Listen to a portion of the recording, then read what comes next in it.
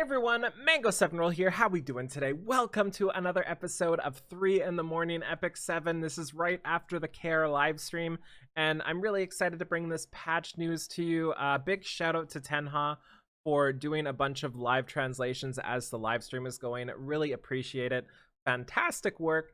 So let's take a look at a bunch of stuff here. First, we're going to show you some exclusive RTA information that absolutely zero people expected. This is revolutionary. Your number one pick of RTA SSB. Are you shocked? Next up, I actually am shocked at this, and we'll talk about it in a second why. But number one was SSB by a large margin, and then it was pretty evenly spread between Lilius, FCC, Meg Chloe, a Ravi, BASAR, and Charles. One thing to note is there is no Arbiter Vildred in here. I don't know why. It doesn't make any sense, especially with these next graphs we'll talk about in a second. But there is no Arbiter Vildred in the top 7 most picked, which just doesn't make sense to me. Number 2 is number 1 banned. So this is the top 7 banned units. Number 1, SSB, as expected. She's insane. She's insane. That's all I have to say, I guess. Arbiter Vildred, number 2 banned.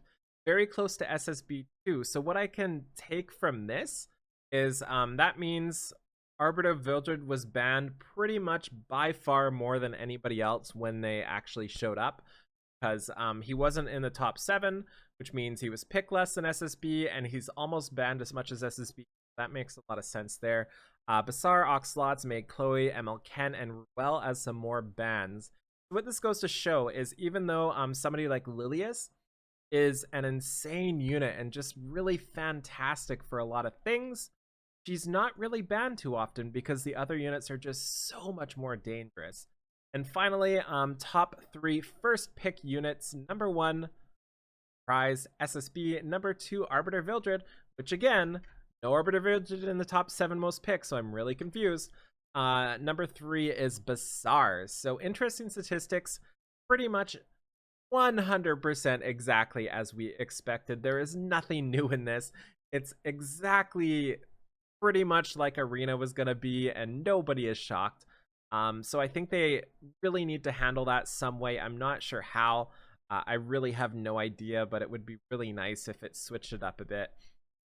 So we're also getting the update content. Let's talk about that. One thing to note, I did watch the live stream, or at least the later half of it. So I do know what's coming. This Meg Chloe is the absolute cutest thing you've ever seen in your life.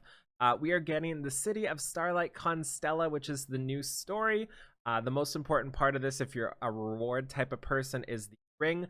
We're going to get a 50% attack crit damage ring. Unfortunately, there is no crit damage subs. I don't know why they insist on putting effectiveness instead of crit damage on it, but it is what it is. Still a fantastic ring. 50% crit rate, or 50% attack for newer players is just a great place to start. And then we have what I would probably consider the saddest part for me here. We have the waiting room. And for those of you who have played other gacha games, you would expect your sword system, you know, the general idea is, here's my unit, here's my storage, let's put my unit in the storage, let's take my unit out of the storage, let's put these units in the storage. Hey, I don't want to use these units right now, but I may want to use them in a week or so, maybe after Guild Wars. Let's put the, oh no, you can't.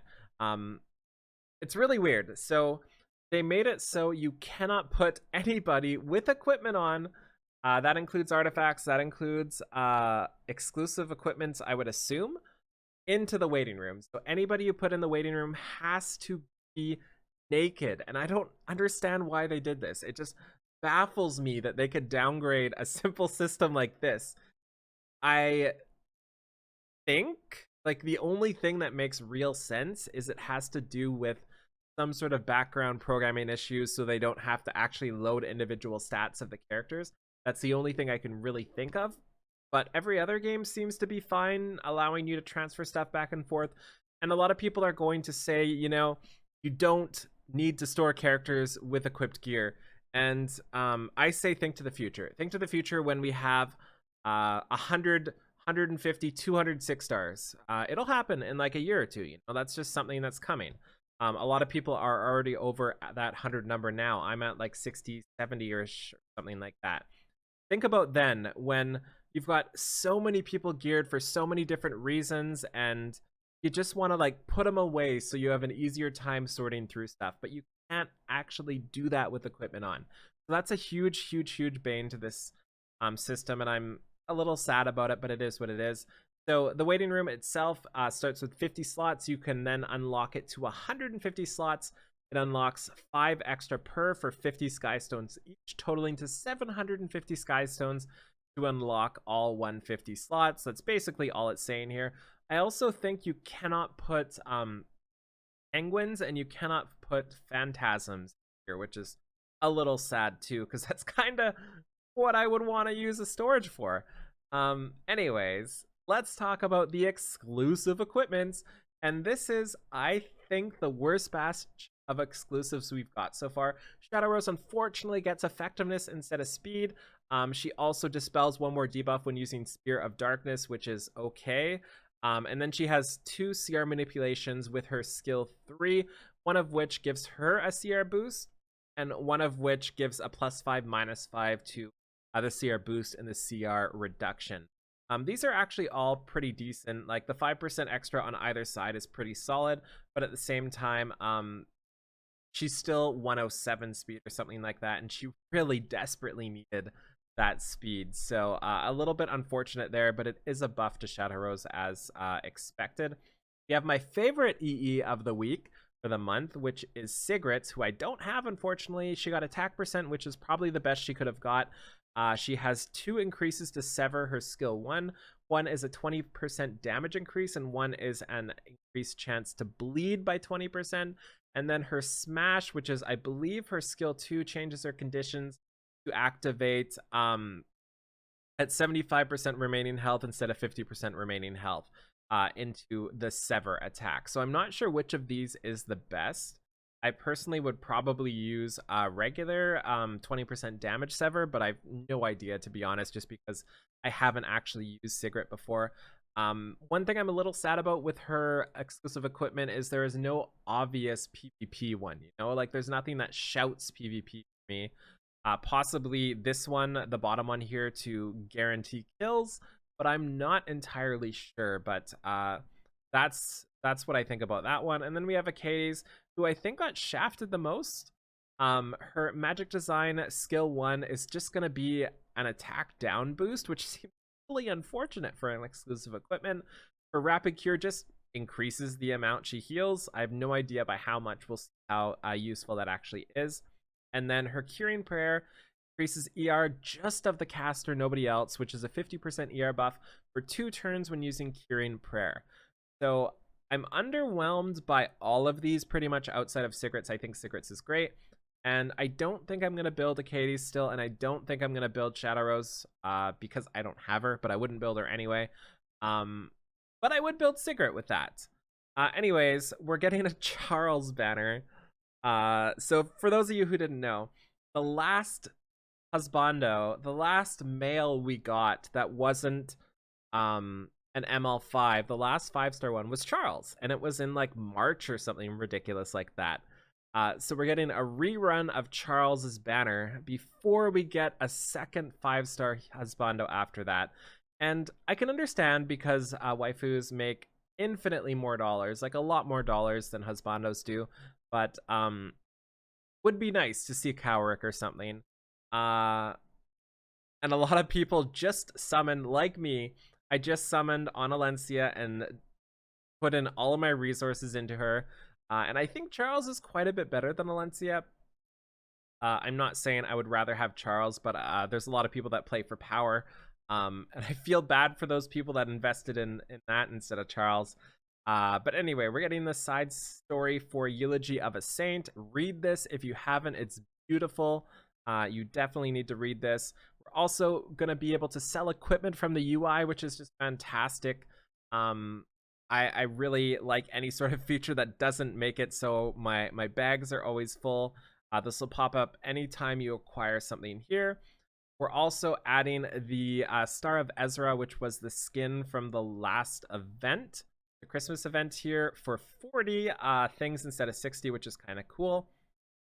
I also found this to be the most hilarious thing I've ever read. An issue occurred where some players were able to change their nickname to one that was already in use. That is just so funny to me. I don't know how they managed that or what happened, but that's hilarious. Obviously, they're going to fix it, though. A bunch of stuff in World Arena, a bunch of stuff in pets. Specifically, the ML pets for winter are now gone. You can't summon them anymore.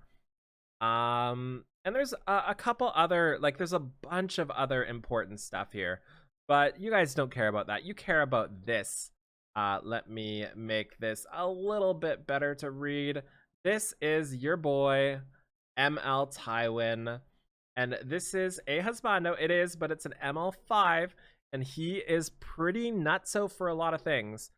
His skill one here, he looks great, by the way. And when I was saying we were going to get a younger Tywin, this is literally exactly what I meant. So his skill one is a provoke for 1 turn and also removes 4 souls from the opponent and scales off HP. So he has something you can put, what he is, he's a knight, you can put Elbrus on, and this will allow you to counter. And when you counter, you will remove 4 souls. And what that will do is oftentimes get rid of people's combos with their Tagael's Tome. So that's bonkers if you put them on like a counter set with Elbrus. Removing those amount of souls is just so, so good. And his passive is ridiculous. His passive is nutso. 100% chance to remove 1 debuff from all allies when the caster is debuffed after being attacked. So what this does is BASAR uses his skill 3 on you, nothing happens. All the unable to be blocked, all removed, and it's awesome. Completely nullifies what he does for the most part. That said, it's only once per turn, and possibly if the BASAR is on like Sierra Ren or Abyssal or something, I don't know what happens. I don't know the ordering there, but either way, whenever he's hit with a debuff on it, what's the exact wording? When the caster is debuffed after being attacked. Okay, so when he gets debuffed during the turn he's attacked, basically. I'm saying it wrong, but it's written right there. Read the words, don't listen to me. Once per turn, pretty solid. And his skill 3 is an 80% chance to decrease their speed and unhealable for 2 turns. Scales on HP. No idea how much damage this does, but it will probably do a decent amount. And also, not many people have that decreased speed debuff, so that's really, really useful as well. But really, you're going to be using BASAR for his arena defense because of that ridiculous soul removal and that ridiculous BASAR counter. Kind of unfortunate because, you know, I would like to counter BASAR, you know, but it's an ML5, so that said, I've got 5 ML5s now, so I'm in the running. Anyways, that's gonna be it for now. If you want to see all the information on his animations and stuff, I would just check out Reddit, to be honest, or the stove update, because things are being updated as I even speak right now, so there might even be more new information out. So that's gonna be it for now. Thank you so much for watching. Feel free to like, comment, subscribe as always, and have a wonderful day. Bye everybody.